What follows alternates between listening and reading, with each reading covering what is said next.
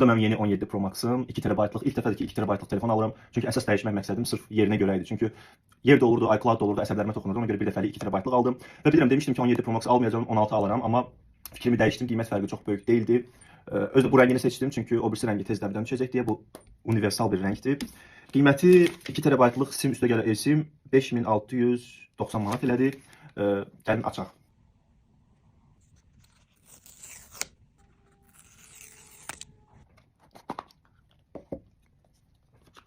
Və ən ləzzətli yeri. Bir də yazacaqlar ki, sizə nə pulsuz verilir, blok yersən, nə bilim, nəsən, əlaqəsi yoxdur dostlar. Nəqd verib özüm almışam.